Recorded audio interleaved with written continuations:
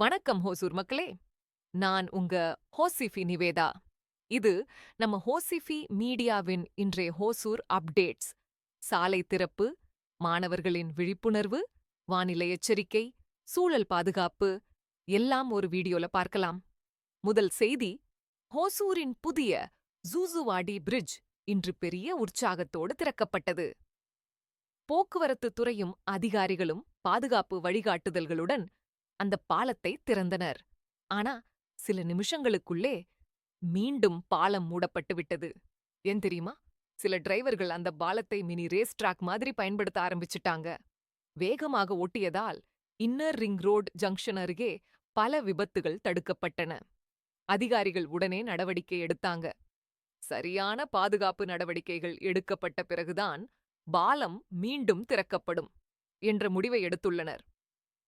அடுத்த செய்தி, ஹோசூர்ல ஒரு மனதை வருடும் காட்சி.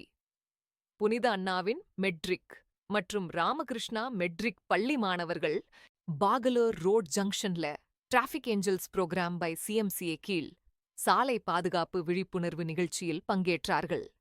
40க்கும் மேற்பட்ட மாணவர்கள் மோட்டாரிஸ்டுகளுக்கு வழிகாட்டி பாதுகாப்பு பற்றிய விழிப்புணர்வு குறிப்புகளை வழங்கினாங்க. டிராஃபிக் சப் இன்ஸ்பெக்டர் முருகேசன் அவர்களும் வந்து மாணவர்களை நேரில் பாராட்டினார். சிறிய செயல் கூட பெரிய மாற்றத்தை ஏற்படுத்த முடியும் என்பதற்கான ஒரு அழகான எடுத்துக்காட்டு இது. Respect to Hosur's young change makers. மூன்றாவது செய்தி, தமிழக வானிலை ஆய்வு மையம் இன்று 6 மாவட்டங்களுக்கு ஆரஞ்சு அலர்ட் விடுத்துள்ளது. குமரிக்கடல் மற்றும் அதனை ஒட்டிய பகுதிகளில் வளிமண்டல கீழடுக்கு சுழற்சி நிலவுகிறது. மேலும் தென்கிழக்கு அரபிக்கடல் மற்றும் லட்சத்தீவு பகுதிகளில் நிலவும் காற்றழுத்த தாழ்வு காரணமாக அடுத்த 48 மணி நேரத்தில் அது மேலும் வலுப்பெறக்கூடும் என்று அறிவிக்கப்பட்டுள்ளது. இதனால் கடலோர பகுதிகளில் மழை மற்றும் பலத்த காற்று வீசக்கூடும் என வானிலை மையம் எச்சரித்துள்ளது. அதனால பயணம் செய்யும் மக்கள் கவனமாக இருக்கணும். இறுதி செய்தி, ஹோசூர் சுற்றுச்சூழலுக்கு பெரிய வெற்றி. ஹோசூர் கெலாவாரப்பாள்ளி டாம் அருகே 150 கோடி மதிப்பிலான பெரிய திட்டம் இப்போ நடக்குது.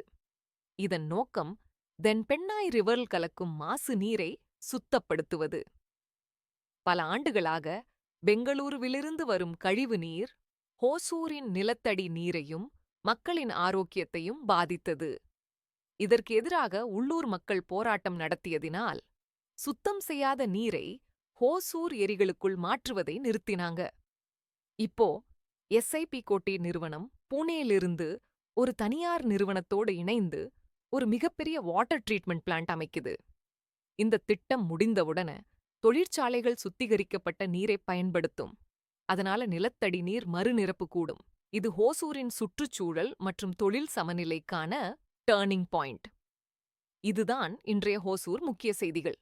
நாம் பார்த்த மாதிரி சாலை பாதுகாப்பிலிருந்து சுற்றுச்சூழல் பாதுகாப்பு வரை ஹோசூர் வளர்ச்சியோட சேர்த்து விழிப்புணர்வும் உயர்ந்து கொண்டே இருக்கு. இது உங்கள் நிவேதா, ஹோசிஃபி மீடியா. நன்றி, வணக்கம்.